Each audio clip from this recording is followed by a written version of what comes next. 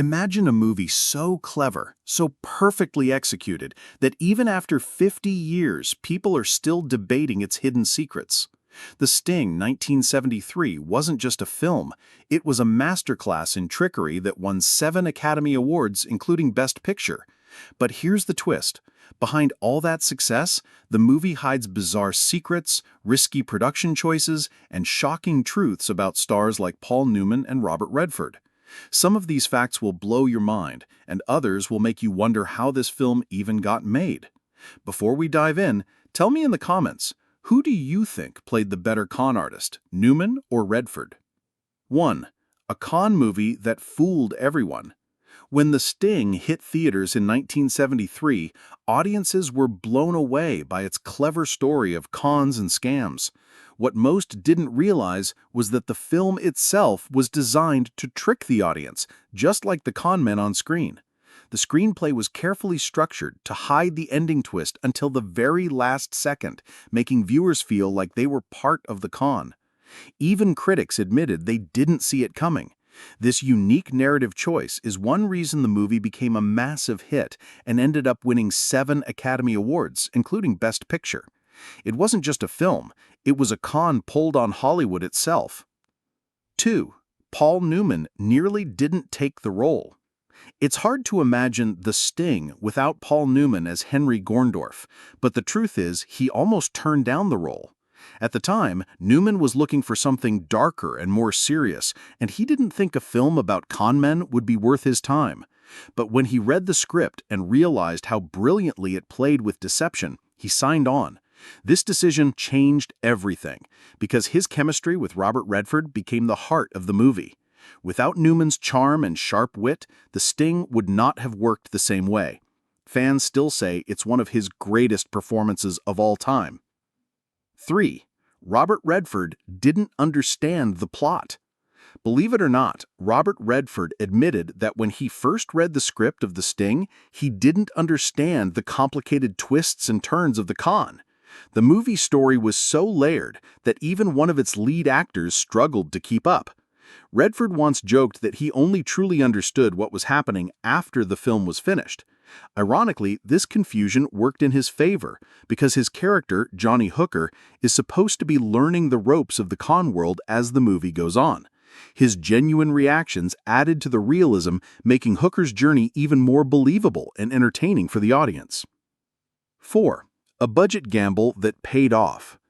Universal Pictures didn't expect The Sting to be a blockbuster.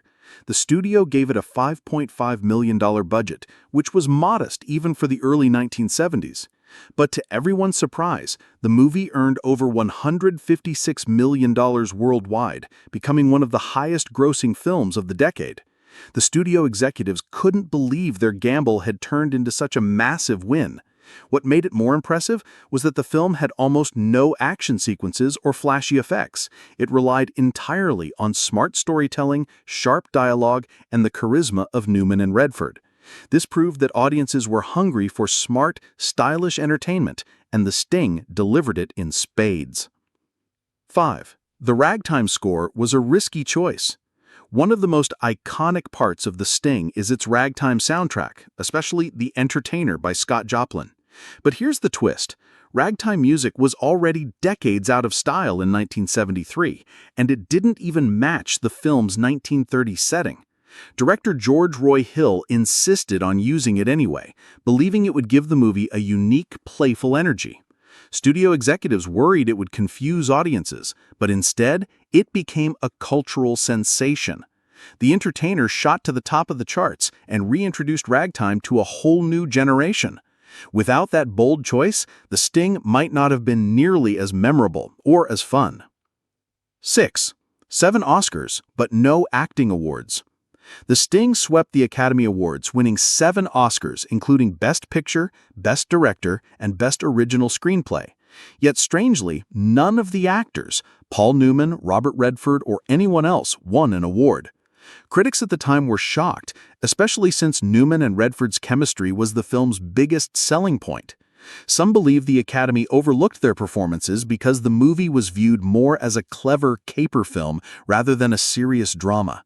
Regardless, fans have always considered their roles iconic. In fact, many argue that Redford's charming but reckless Johnny Hooker remains one of his most underrated performances ever. 7. Redford's only Best Actor nomination. Interestingly, The Sting gave Robert Redford his only career nomination for Best Actor at the Oscars. Even though he appeared in dozens of classics like Butch Cassidy and the Sundance Kid, All the President's Men, and The Great Gatsby, this was the one time the Academy recognized him for a leading role. He didn't win, but fans still see it as proof that his portrayal of Johnny Hooker had something truly special. His mix of innocence, charm, and cunning made the character unforgettable. To this day, people remember The Sting as one of the key films that transformed him into a Hollywood legend. 8. Newman and Redford's legendary team-up.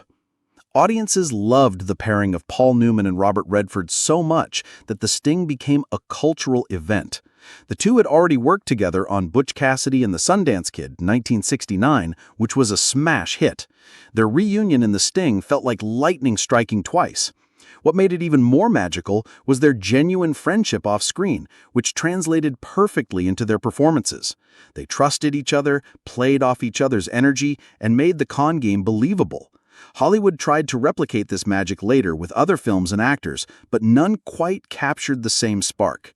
The Newman-Redford partnership remains one of cinema's greatest duos ever. 9. The director was extremely demanding. Director George Roy Hill had a reputation for being tough, and on The Sting, he demanded absolute precision. Hill wanted every scene to feel like a perfectly timed con with no room for mistakes. Actors had to rehearse extensively, and even small details like a hand movement or glance were carefully controlled. Some cast members found this frustrating, but it paid off. His obsessive eye ensured that the twists and reveals worked seamlessly. His perfectionism not only led to a Best Director Oscar, but also cemented The Sting as one of the most tightly constructed films of the 1970s. 10. The costumes made history. The 1930s-styled suits and dresses worn in The Sting were so beautifully designed that the film won the Academy Award for Best Costume Design.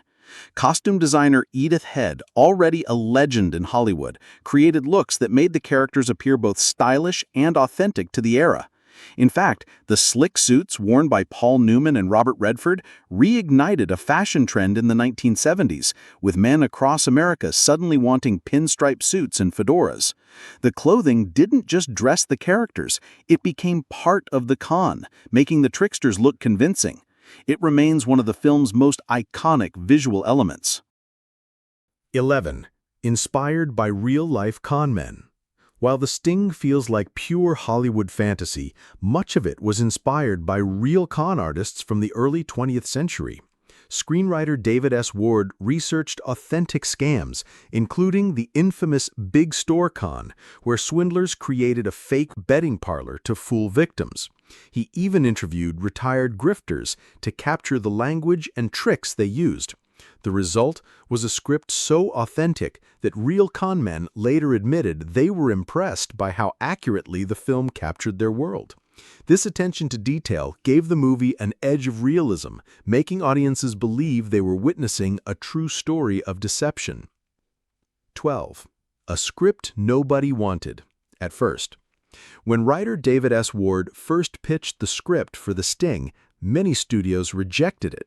Executives thought a film about old-fashioned conmen wouldn't sell, especially without heavy action or romance. But when director George Roy Hill read it, he instantly saw its potential. Hill fought hard to get it made, convincing Universal to take a chance. Ironically, the same script that nobody wanted ended up winning the Oscar for Best Original Screenplay. It's one of those Hollywood stories that proves persistence pays off, and that sometimes the best ideas are the ones everyone doubts at first. 13. A surprise box office giant. Nobody at Universal expected The Sting to become the second highest-grossing film of 1973, right behind The Exorcist. With its clever cons and witty performances, the film had enormous word-of-mouth buzz. People were telling their friends, "You have to see this ending." The shocking twist finale was so shocking and satisfying that audiences went back to theaters to watch it again, something rare at the time. By the end of its run, The Sting had earned over $156 million, which would be more than $900 million today adjusted for inflation. For a movie made on a small budget, it was a phenomenal success. 14. The cast nearly changed completely. It's hard to imagine The Sting without Paul Newman and Robert Redford, but the original casting ideas were very different. At one point, Jack Nicholson and Warren Beatty were considered for the lead roles. Another version even suggested Peter Bogdanovich directing instead of George Roy Hill. If those choices had stuck, the movie would have been completely different. Luckily, the stars aligned, and Newman and Redford reunited under Hill's direction. Their effortless chemistry became the soul of the film, turning what could have been an average crime caper into one of the most beloved movies in Hollywood history. 15. The famous poker scene was improvised. One of the funniest and most iconic scenes in The Sting is the poker game on the train, where Paul Newman's character pretends to be drunk to outsmart the villain. Believe it or not, much of that performance was improvised. Newman, who was known as a real-life poker player, added his own touches, like slurring his words and fumbling with the cards, to make the act even more convincing. The director loved it so much, he kept most of it in the final cut. This unscripted brilliance made the scene unforgettable and showcased Newman's genius for blending charm and comedy.